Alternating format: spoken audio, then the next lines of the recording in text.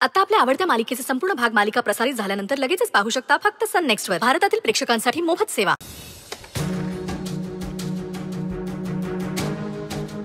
शिंदे, मी निघते आता. त्या मणीवरती लक्ष ठेवा. अख्खी बॉटल प्यायलाय तो. काय पचलं नाही पचलं कळतंय ना मी काय म्हणते. हा आलं ध्यानात मॅडम. बरं मॅडम, काय वाटतं तुम्हासनी कोण असेल गुन्हेगार? हो तर मला लय साधा पोरगा वाटतो. शिंदे, पोलीस आहोत ना आपण. आपल्याला काय वाटतंय ते महत्वाचं नसतं. आपण शोधून काढतो ते सत्य महत्वाचं असतं. उद्या मणीची DNA टेस्ट झाल्यावरती सत्य काय ते समोर येईलच. मग कळेल हा नाटक करतोय की आपला अंदाज चुकतोय. बरोबर आहे मॅडम. शिंदे, एका रात्रीचा तर प्रश्न आहे. कमिशनर साहेबांचा मेल येईलच उद्या. तुम्ही उगाच सिंपथी वगैरे बाळगू नका त्याच्यासाठी. आपलं काम करा. वय मॅडम.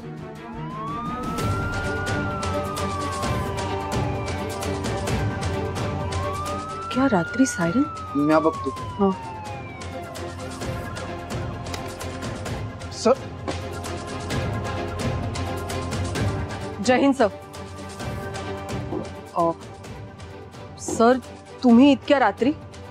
Anything serious? सिरियस? फक्त सिरियस नाहीये तर लाजीरवाण्या गोष्टी होत आहेत आपल्या ह्या पोलीस स्टेशन मध्ये.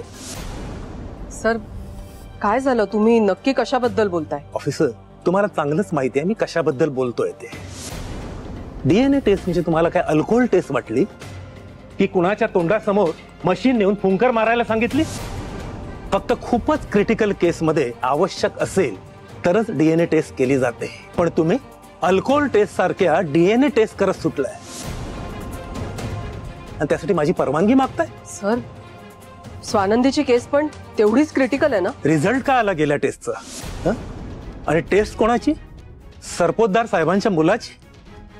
तुम्हाला काय तो भुरटा चोर वाटला की त्याला उचलून आणून इथे पोलीस स्टेशनला ठेवायला? शेवटी टेस्ट निगेटिव्हच आली ना. नाव कुणाचं खराब झालं? डिपार्टमेंटचं, माझं. तुम्हाला काय फरक पडला? सर, पण आमच्याकडे सर्कमस्टेन्शियल एव्हिडन्स आहे. आता तुम्ही मला शिकवणार का कोणाला कोणत्या बेसिसवर अरेस्ट करायची ते? आणि हाय प्रोफाईल सस्पेक्टला अरेस्ट करण्याआधी सिनियर्सना कन्सल्ट करायचं हा अलिखित नियम आहे. तो प्रोटोकॉल आहे. हे माहित नाही तुम्हाला? आणि तुम्ही तो पण पाळला नाही.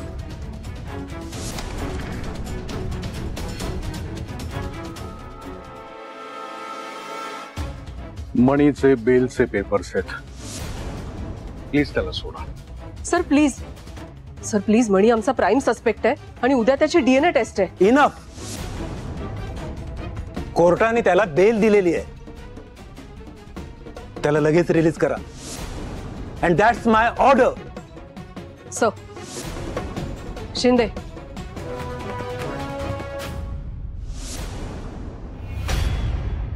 अंबिका मॅडम, आम्ही जनतेचे सेवक आहोत. सोसायटीमध्ये आमची एक पोझिशन आहे, पद आहे. लोक आमची इज्जत करतात, मान देतात, मानतात. माझी हात जोडून तुम्हाला विनंती आहे की ह्याच्या पुढे आमच्या कुटुंबातील कोणालाही कुठलाही पुरावा नसताना, वॉरंट नसताना चौकशीसाठी अरेस्ट करण्याचं धाडस करू नका. काय तुमची ड्युटी होते हो, पण आमचं इतकी वर्ष मेहनत करून कष्ट करून जे नाव कमावलेलं असतं ना, ते एका क्षणात खराब होतं. काय कमिशनर साहेब, इमेज महत्वाची असते की नाही? हा, आम्ही अगदी साधी सरळ भोळी माणसं आहोत, म्हणजे नियमानं चालणारी. कमिशनर साहेब, मला माहिती नाही की आम्ही यांचा काय गुन्हा केलाय की त्या अगदी हात धुवून आमच्या मागे लागले. तेव्हा प्लीज आम्हाला शांततेनं सुखानं जगू द्या. मला तर वाटतं ना की ह्यामध्ये ना विरोधकांचाच काहीतरी हात आहे. हा, अंबिका मॅडम, असं तर नाही ना की तुम्हाला राजकारणात यायचंय? नाही, तुम्ही येऊ नका, ह्याच्यात पडू नका. तुम्ही प्रॉब्लेम होईल तुम्हाला. तुम्हाला झेपणार नाही. काय आमच्यासारखे राजकारणी असतात ना, त्यांचा काहीही भरोसा नसतो. कमिशनर साहेब, मला तर अशी भीती होती की सुजित, संचिता आणि मणी नंतर माझा नंबर लागतोय की काय. मणी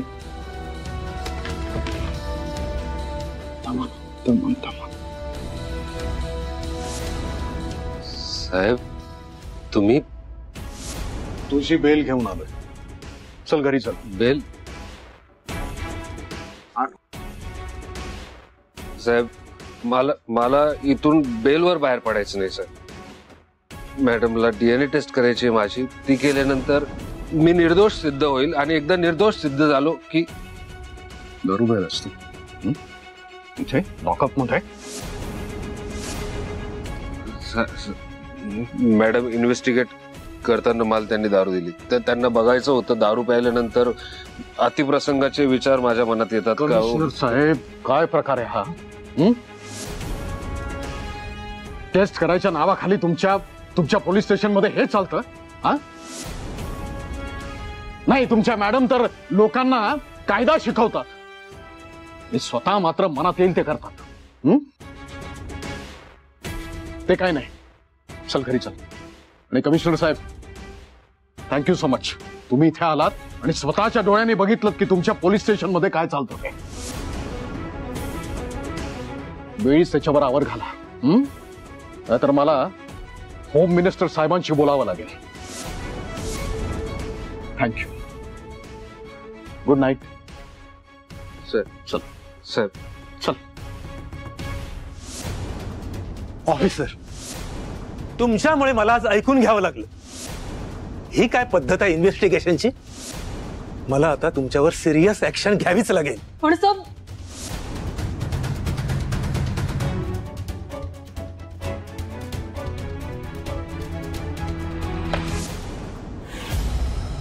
चल चल चल. साहेब, तुम्ही असं सोडवायला नको तुम्हाला.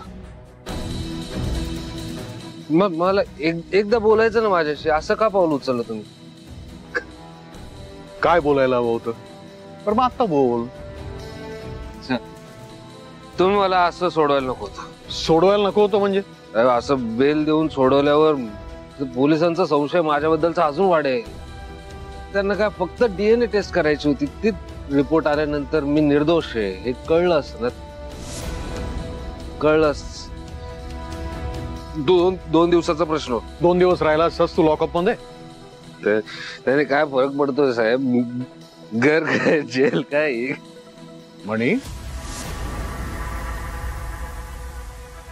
काय फरक पडला असता? अरे 2 दिवस काय 2 तास जरी राहिला असतास ना तरी फरक पडला असता. हे तुला त्या दिवशी समजेल ना जेव्हा तू माझ्या ठिकाणी असशील आणि तुझ्या ठिकाणी एक मणी असेल ज्याच्यावरती तू जीवापाड प्रेम करत असशील. त्या दिवशी तुला तुझ्या ह्या प्रश्नाचं उत्तर मिळेल. कळतंय साहेब. कळतंय ना? मग कळतंय. हे असं आउट ऑफ द वे जाऊन मला नाही पटत साहेब. कोणी सांगितलं तुला कायदा वाकवून मी इथे आलोय? हे बघ, मला माहितीये तुला कायदा वाकवलेला, मोडलेला किंवा त्यातनं पळवाट काढलेली आवडत नाही म्हणून सगळं रितसर करून आलेलो आहे मी इथे. अरे म्हणून उशीर झाला, रात्र झाली. पर आता इथे बोलत उभे राहणार आहोत का घरी जायचंय? गाडीपर्यंत चालशील ना तू का गाडी इथे मागवू? येशील ना? हो. सावकाश.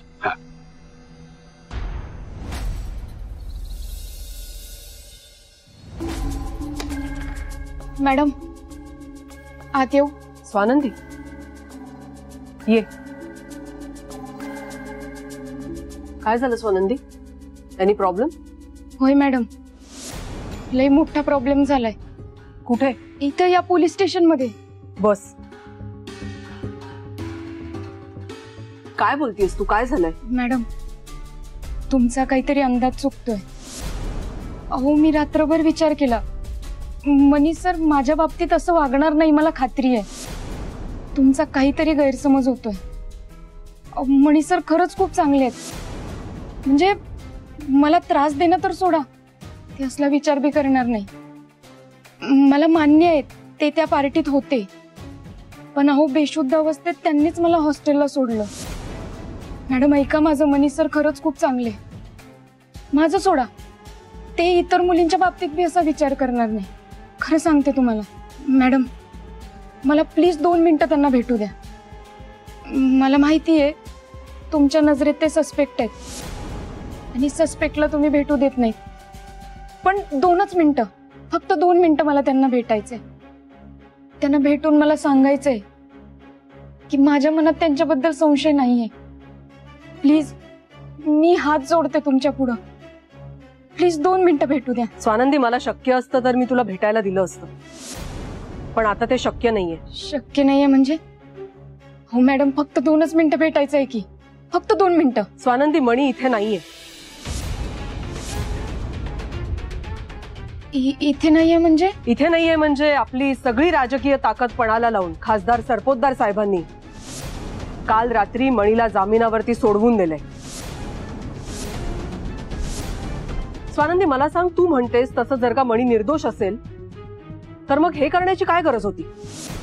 मणीची डीएनए टेस्ट झाल्यानंतर जर का तो निर्दोष असता तर इतरांना जसं मी सोडून दिलंय तसं मणीलाही सोडून दिलं असतं ना? स्वानंदी, जरा विचार कर. स्वतःच्या सख्ख्या मुलाला जे सोडवायला आले नाही ते एका पार्टी वर्करला सोडवायला का आले असतील? अशी काय भीती वाटली त्यांना की मणीची डीएनए टेस्ट त्यांनी होऊच दिली नाही? स्वानंदी, माझ्या इतक्या वर्षाचा अनुभव मला हेच सांगतो, जो माणूस निर्दोष असतो ना तो कधीच पळून जात नाही आणि गुन्हेगार पळवाटा शोधतात. स्वानंदी, तूच विचार कर, सरपोतदारांनी इतक्या रात्री मणीची बेल करून त्याला का सोडवलं असेल? अंबिका मॅडम म्हणतात ते खरं असेल. मनी सरांनीच. नाही, ते शक्य नाहीये. मनी सर कधीच असं करणार नाही. पण मग बेल का घेतली? मग टेस्ट का टाळली त्यांनी? त्यांच्याशी बोलूनच ही सगळी उत्तरं मिळतील.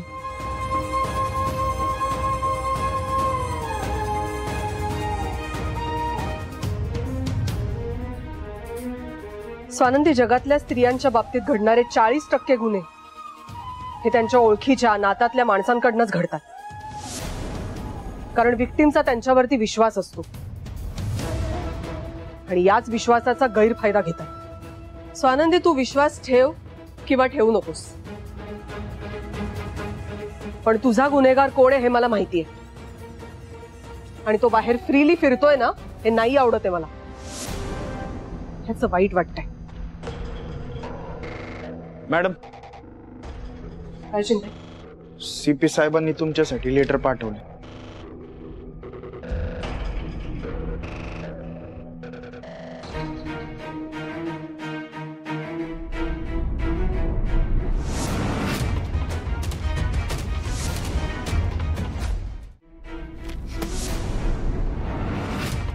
काय झालं मॅडम? तेच झालंय जे नेहमी होतं. सत्ताधाऱ्यांच्या विरोधात गेलं की शिक्षा होते ना, ती झालीये.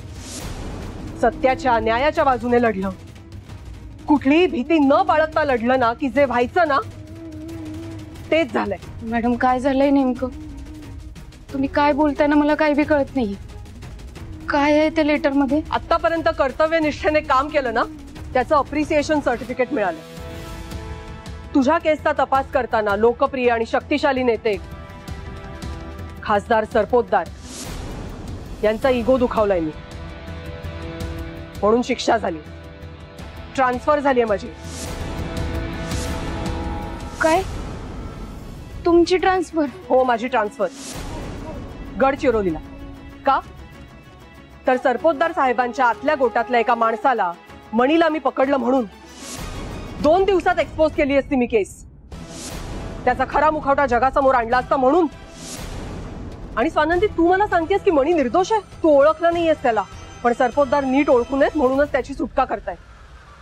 जर का तो खरंच निर्दोष असता ना तर सरपोतदारांनी इतका हा खटाटोप केलाच नसता. स्वतःच्या सख्ख्या मुलाला सोडवायला आले नाहीत, याला का सोडवायला येत आहे? कारण मणीच तुझा खरा गुन्हेगार आहे आणि सरपोतदारांना ते माहितीये. स्वानंदी, आता तरी डोळे उघड, डोकं ठिकाणावरती आण. विचार कर की सरपोतदार साहेब मणीला इतकं का प्रोटेक्ट करतायत? त्याची डीएनए टेस्ट त्यांनी का नाही होऊन दिली? स्वानंदी, तुला माहितीये, तुला कळतंय की मणीच तुझा गुन्हेगार आहे, पण हे तू ऍक्सेप्ट नाही करतेस. स्वानंदी प्लीज सत्य स्वीकार. कितीही त्रासदायक असलं तरी हेच सत्य आहे. तुझा मित्र आणि कैवारी बनत मणीनेच तुझ्यावरती अत्याचार केलाय.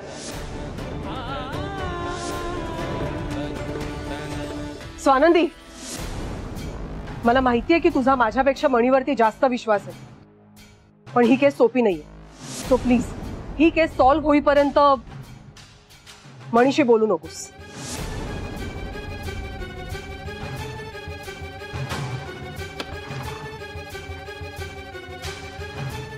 माझी गडचिरोलीला ट्रान्सफर, काही झालं तरी मला ही ट्रान्सफर रोखावी लागेल. मणीला अटक केल्याशिवाय मी इथून जाणार नाही. कमिशनर साहेबांना भेटावं लागेल.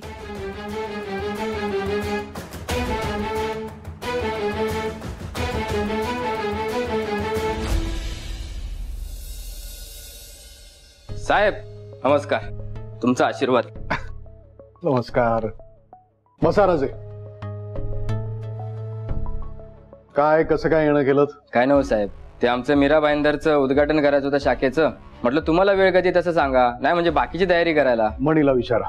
काय माझे सगळे काम तोच बघतो. ते खरंय हो साहेब, पण मनी साहेब आहेत तरी कुठे?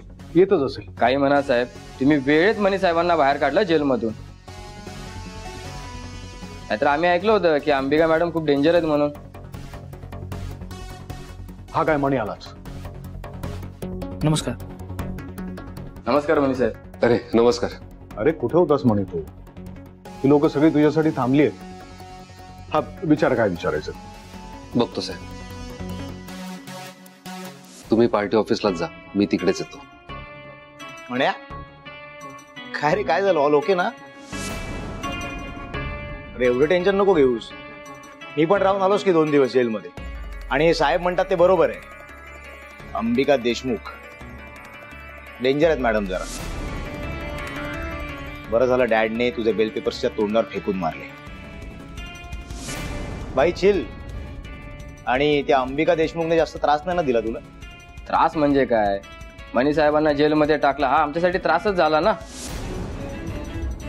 आणि ती नसत्या केसमध्ये. काय संबंध आहे त्या मनी साहेबांचा त्या केसशी?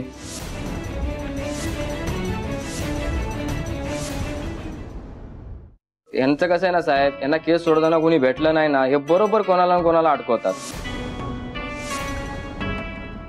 आणि अडकून अडकून कोणाला अडकवलं? आमच्या मनी साहेबांना. अहो आमचे मनी साहेब काय तसे वाटले काय? एक सांगतो साहेब, आम्ही सगळ्या कार्यकर्त्यांनी ठरवलं होतं की डायरेक्ट मोर्चा घेऊन जायचा पोलीस स्टेशनला. आणि त्या इन्स्पेक्टरला साहेब मान्य आहे की अंबिका मॅडम त्यांचं काम करत होत्या, पण याच साहेबांना अडकवणारी कोण माहितीये तुम्हाला? ती मुलगी, ती काय नाव तिचं, ती स्वानंदी. तिनं पहिला सुजित सरांना अटकवलं, नंतर आमच्या मनी साहेबांना पण अटकवलं. साहेब मी तर सांगतो ती पोरगीच चालू असणार आहे. कोणाचं पाप घेऊन हिंडतीये काय माहित. चहा घ्या. हा नमस्कार बाईसाहेब. नमस्कार. तुम्ही चहा घेणार का? नाही नाही सर. काय चर्चा चालू होती? हो बाईसाहेब, आमच्या सुजित साहेबांना आणि मनी साहेबांना कसं अटकवलं त्या पोरीने त्याबद्दलच बोलत होतो आम्ही. आपण स्वतः पिंजऱ्यात मान दिली तर वाघ चावणारच ना. तरी मी सुजित आणि मणीला सांगत होते तिच्यापासून लांब राहा, कामाशी काम ठेवा. स्वानंदीची लक्षणं काही मला ठीक दिसत नाहीत. आमचा सुजित म्हणजे हरिश्चंद्र आणि मणी म्हणजे दयासागर. हे तिने बरोबर हेरलं आणि दोघांची मैत्री वाढवली. कामासाठी आलेली ती दोघांची मैत्रीण बनून राहिली. हो बाईसाहेब, या असल्या मुलींची कामच आहेत. त्यांचं काय आहे ना, एखादा श्रीमंत माणूस दिसला की त्यांच्यासोबत फिरायचं, त्यांच्यासोबत मैत्री करायची आणि बरोबर वेळ आली की आपला फायदा करायचा. अहो साहेब, खाल्ल्या अन्नाला जागली नाही ती पोरगी, खाल्ल्या अन्नाला. मैत्रीण मैत्रीण म्हणत दोन्ही साहेबांवर आरोप केलं तिनं. बरं झालं साहेब की तुमच्यामुळे मनी साहेब लवकर बाहेर आले. मी तर म्हणतो साहेब, अशा मुलींच्या नादाला लागायलाच नको. हो मनी साहेब.